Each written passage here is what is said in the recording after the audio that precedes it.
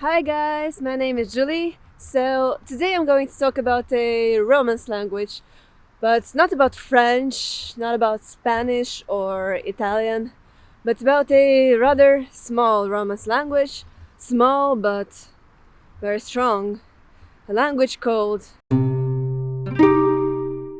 Romansh is a language spoken in Switzerland in the canton of Grisons or Graubünden, whichever you prefer, and is the fourth nation language of this country, which is surprising because Romansh is not even the fourth most spoken language in Switzerland, but still, somehow, Romansh made it to the official and national languages. So, how did it happen? Is Romansh related to Romanian? What exactly is Romansh? So, hi ducks. So the Romansh is a Romance language. The history of birth and creation of Romance languages is basically the same for all of them. In the beginning, some Celtic tribes chill in, then Romans come and conquer it all, then Roman Empire collapses, Germanic tribes arrive, their language intermixes with the Latin, which already have intermixed with the Celtic, and here comes a new language. So let's look closer at the Romance language family tree. Oh, we can see Romanian over there, but quite far away. So we can actually see that the Romansh language has its own little branch in the Romance language family with Friulian and Ladino. These are two languages spoken in the northern parts of Italy. The Romansh historically was and is today spoken in the Graubünden canton in Switzerland. It is said that the decline of the Romansh language began in the 15th century when the capital Chur was ravaged by strong fire, and afterwards German-speaking artisans and merchants came, and very quickly Chur became almost exclusively German-speaking. It is said that in the 20th century Hitler wanted to reunite all of the Germanic-speaking world, Germany, Austria and Switzerland, but the Swiss obviously were not very enthusiastic by the idea, so they were like, no, we are not like Germans, we are unique, we even have our own language which is spoken nowhere in the world, only in Switzerland. Oh, it's not our national language. But look, it's 1938 and now it is. All of the major cities of Graubünden speak German almost exclusively. The Romansh language survives only in the villages lost somewhere in the mountains. But, actually I've been calling this language Romansh language since the beginning of the video, but technically this is not very correct. The Romansh language, or to call it more correctly, a dialect continuum, consists of 5 dialects, or some may even call them distinct languages. So these dialects are quite similar, but still they have some differences in vocabulary, in writing, in pronunciation. In the 20th century, when the Romansh languages actually needed a norm, it was hard for them to decide which version would be the standard version, the main one. So in 1982, a combined version of the Romansh called Romansh grischun was created in order to please everyone. And as it always happens, it pleased no one. So Romansh grischun is the official language in the canton. It is the language used in government institutions, or like you will see inscriptions in train stations in this language. But actually no one speaks it at home. Everybody still sticks to their own dialects. But in this video I will talk about the pronunciation and grammar in Romansh grischun. Romansh might sound like German with a strong Italian accent. Al centun grischun para quist Rumantsch grischun una buona idea. E per spargnar raps fa losa tot ils cudes da scola Rumantsch bepi un Rumantsch grischun.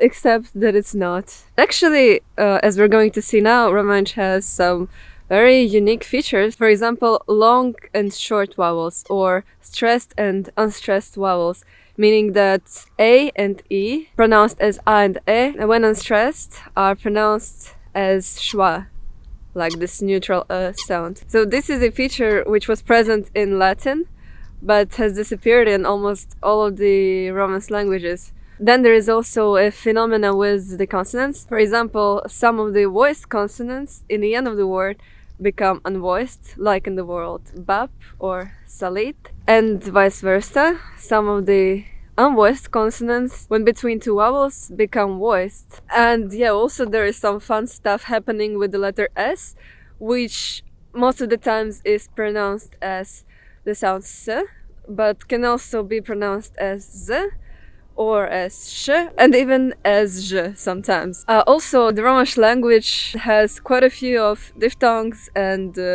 combinations of 3 or even 4 consonants. So when you look at a Romansh text, at the first sight it might look like a German text, but when you read it carefully and you see the grammar, you understand that it is completely a Romance.